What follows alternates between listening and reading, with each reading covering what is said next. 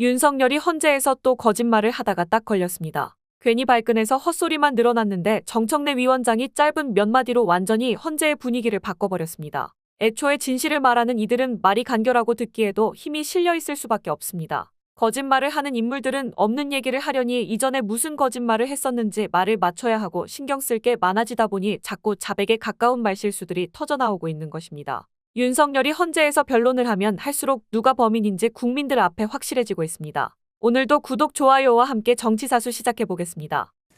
짧게 한 말씀 드리겠습니다. 대한민국은 법치 국가입니다. 법치 국가는 여러 의미가 있겠습니다만 법에서 정한 만큼만 권한을 행사하라, 이런 뜻이기도 할 것입니다.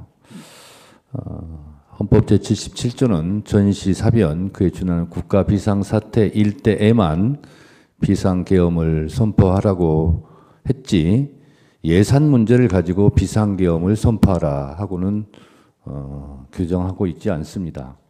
따라서 오늘 예산 부분에 대해서 많은 부분이 오고 갔는데 그것이 비상계엄을 선포할 조건에는 해당되지 않는다는 점을 분명히 말씀드리고, 헌법에 입법권은 국회에 속한다 이렇게 되어 있습니다. 물론 행정권은 정부에 속해 있습니다. 예산 편성권은 정부에 속해 있고 국회는 그 편성된 예산에 대한 심의 의결권을 가지고 있습니다. 정부 입장에서 국회에서 심의 의결하는 예산이 마음에 안 들 수 있습니다.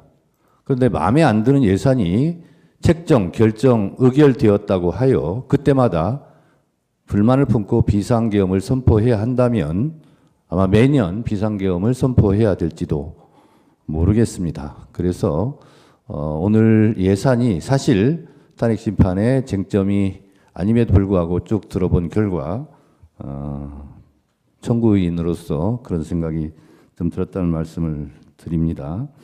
또 하나, 많은 예산 부분이 나왔지만 오늘 산업부에서 발표한 대로 조선일보 기사 제목은 이렇습니다. 멀어진 산유국의 꿈, 대왕고래 주가 무더기 하한가 추락. 동아일보, 대왕고래 석유가스 매장량 경제성 없다고 판단. 대통령께서 사실 담화하실 때도 이 대왕고래 프로젝트에 대해서 말씀하셨기 때문에 오늘 이런 기사를 제가 말씀을 드립니다. 그렇다면 결국 국회에서 이 대왕고래 프로젝트 예산을 삭감한 것은 결국 경제성이 없는 부분에 대한 잘된 예산 삭감이 아닌가, 그런 생각도 들었습니다. 또한 특활비 얘기만 특별히 한 말씀 더 드리면, 제가 속해 있는 국회 법사위에서 했습니다만 저희가 수없이 증빙 자료를 제출하면 증빙된 만큼 예산을 책정해 주겠다고 수없이 말했습니다만 국회에서 심사를 해봤을 때 특수활동비는 특수하게 쓰여지는 활동비일 텐데, 예를 들면 왜 명절 전날 특수활동비가 이렇게 많이 쓰여지는가? 명절에는 오히려 특수활동비가 들지 않을 텐데 수사를 하지 않으니까 그런 의심들이 들었음에도 불구하고 증빙 자료를 제출하라고 했는데 실제로 제출하지 않았습니다. 그래서 삭감을 하게 되었다는 말씀을 드립니다. 결론적으로 우리가 차를 운전하고 갈 때 차가 많이 밀리면 좀 기다리기도 하고 차가 풀릴 때 또 운전을 하고 그러면 되는데, 차에서 내려서 앞에 있는 운전자들을 다 폭력적으로 끌어내서야 되겠습니까? 그리고 제 경험상 국회 예산은 늘상 문제가 있었고 늘상 여야가 다투기도 합니다. 그렇지만 그 예산은 잘 조정돼 와서 지금까지 예산 문제로 비상계엄을 한 사례는 없었습니다. 예산 문제 예비비도 실제로 국가 예산 600조가 넘는 예산 중에서 1%에도 해당되지 않습니다. 1%도 해당되지 않는 예비비나 이런 각종 정부에서 책정하고자 했던 예산이 실제로 실현되지 않았다 해서 비상계엄을 선포하는 것은 너무 심한 일이 아닐까, 그런 생각이 좀 듭니다. 차라리 비상계엄을 그렇게 선포할 거라면 우리는 이런 예산 삭감으로 나라 살림을 운영할 능력이 없다라고 솔직하게 말하는 것이 오히려 국민에 대한 예의와 도리가 아닌가, 그런 생각이 들었습니다. 예, 피청구인 마지막으로 하고 싶은 말 있으면 하십시오. 예. 제가 엊그제도 수방사령관하고 또 조지호 경찰청장 또 특전사령관에게 전화한 것은 당시 TV 화면으로 국회 상황이 굉장히 혼잡하고 수천 명이 들어가 있는 상황이라서 현장의 이런 상황 또 안전 문제 이런 것에 대해서 확인하기 위해서 전화를 했고 보고를 좀 받다가 우리 사령관은 지금 어디 있습니까? 하니까 저는 지금 지휘통제실 지통실에 있습니다 해서 그러면 화상으로 보는 거군요 하고 수고하라고 저는 전화를 바로 끊었습니다. 그런데 오늘 이제 얘기 중에 뭐 의원 끌어내라서 의원이라는 거는 자기가 의원으로 이해했다는 것이지 제가 그 의원이라는 단어는 쓰지 않았다는 것이고 또 그게 아니라 인원이라고 얘기했다고 하는데 저는 그냥 사람이라는 이런 표현을 놔두고 또 의원이면 의원이지 인원이라는 말을 저는 써본 적이 없습니다. 그 말씀을 드리고요. 또 하나는 우리가 이제 공직자로서 뭐 군인이나 조직 생활을 하는 사람으로서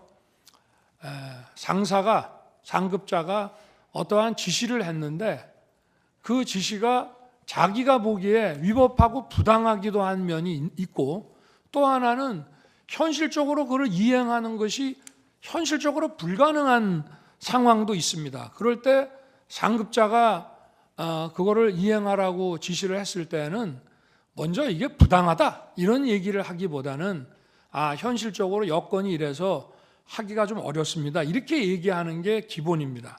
그런데 당시 상황에는 아까 김현태 그 단장의 진술도 저도 뭐 여기 와서 처음 들어봤습니다. 조서를 본 것도 아니고. 그런데 당시에 이제 국회 본관을 거점으로 확보해서 이제 불필요한 인원을 통제한다는 목적으로 들어갔는데 이제 소화기 분사를 받고 이제 저쪽 북측 문 쪽으로 이제 밀려납니다. 그런데 사령관이 이제 다시 들어갈 수 없냐라고 할 때 그 들어간다는 뜻은 그 아마 저 가운데 있는 홀, 뭐 로텐더 홀이든지 뭐 이런 쪽을 이제 말하는 것이 아닌가 이제 싶은데요. 그런데 어쨌든 그 상황에서 그 김현태 단장과의 그 소통을 통해서 그 안에는 약 15명, 20명이 안 되는 인원이 들어갔고 밖에도 혼잡할 뿐 아니라 그 안에도 그 7층 건물 안에도 굉장히 많은 인원이 있다는 것을 잘 알고 있습니다. 그런데 제가 만약 100% 양보해서 그 본회의장에 있는 의원을 뭐 정족수가 안 된 것 같다, 뭐 과반수가 안 된 것 같다라고 하면은 151명이라고 그래서 한 명이나 두 명만 끌어내면 되는 문제가 아닙니다. 한 명, 두 명을 몇 명이 가서 끄잡아낼 수 있는 게 아니라 151명이든 152명이든 다 끄잡아내야만 그 회의를 막을 수 있는 것인데 그런 상황을 충분히 아는 사령관 입장에서 만약에 전하 장관이 의원을 끄집어내라는 취지의 얘기를 했다면 그냥 즉각 이거는 지금 현재 상황이 이렇기 때문에 그 우리 병력으로는 불가능합니다라고 얘기하는 게 상식이지 그거를 묵묵부답을 해놓고 이거를 어떻게 해야 되나라는 얘기를 했다는 것인데 그 말 자체도 제 통화를 받고 나서 얘기했다는 이것도 본인의 조서하고도 안 맞습니다. 그 얘기는 저한테 전화 오기 훨씬 전에 김현태 등과 얘기했다는 내용이라 본인의 조서하고도 지금 안 맞는 얘기를 오늘 하는 것입니다. 제가 오늘 그저께 상황과 오늘 상황을 보니까 12월 6일 바로 이 홍장원의 공작과 12월 6일 우리 특전사령관의 김병주 TV 출연부터 바로 이 내란 프레임과 이 탄핵 공작이 저는 시작된 거로 보여지고요. 10일 날 오전에는 마치 무슨 대통령을 생각해서 감추는 척하면서 오후에 2번 통화했습니다라고 얘기하는 것 자체도 벌써 이미 전날 검찰에 가서 대통령에 관련된 얘기를 다 해놨다는 것은 저는 그것도 다분히 어떤 의도가 있다고 볼 수밖에 없습니다. 그래서 이러한 것이 제가 무슨 조서를 본 것도 아닙니다만은 구치소에서 어두워서 그 조서를 읽을 수도 없고 제가 법정에 와서 그저께 상황 오늘 상황을 보니까 이것이 12월 6일부터 시작이 됐구나 하는 생각을 아주 강하게 가질 수밖에 없고요. 하여튼 도무지 상식적으로 어떤 조직 생활, 공직 생활을 하는 사람이 상부로부터 어떤 자기가 이행하기 어려운 지시를 받았을 때는 부당합니다의 이전에 현실적으로 이건 불가능합니다. 이 얘기를 먼저 한마디 하면 대통령님 지금 또는 장관님 지금 국회에 우리 요원이 15명 정도 또는 20명 안 되는 인원밖에 없고 그리고 우리 전부 비무장 상태고 그리고 이미 소화기 분사를 받고 시민들과 불필요한 이런 충돌을 안 하기 위해서 지금 피하고 있습니다. 이 상황에서 지금 명령을 이행하기가 저희가 어렵습니다라고 그 말 한마디 안 하고 했다는 것은 그리고 그런 아까도 변호인이 지적을 했습니다마는 그런 것을 강력하게 만약에 지시를 했다면은 투표가 끝날 때까지 한두 차례라도 전하 장관이 어떻게 된 거냐라고 확인하는 것이 상례인데 도무지 상식에 안 맞는 뜬금없이 의원을 끄집어냈다. 의원은 제가 의원으로 이해했습니다라면서 의원을 끄집어내라는 얘기만 나왔다는 것이 그리고 또 의원을 끄집어내라고 할 것 같으면은 상의를 좀 해야 됩니다. 거기 상황이 어떤가? 그러고 지금 예를 들면 지금 여차여차한 이유가 있어서 이렇게 빨리 그 해제 요구안이 가결되면 우리는 이 가결된 거를 수용해서 바로 해제할 수밖에 없는데 계엄이 몇 시간이라도 좀 더 유지돼야 될 이유가 있다, 필요가 있다. 그러니 어떻게든 좀 막아볼 수 없냐? 저 방법이 있겠냐라고 상의를 하고 좀 어떻게 해봐라 이렇게 말하는 것이 상식이지.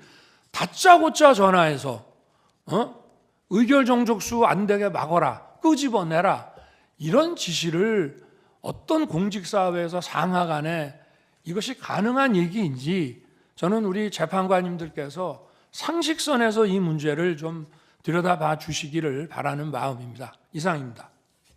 오늘 내용은 여기까지입니다. 유익하셨다면 구독과 좋아요 한 번씩 부탁드립니다. 대한민국이 바로 서는 그날까지 정치사수가 함께하겠습니다. 감사합니다.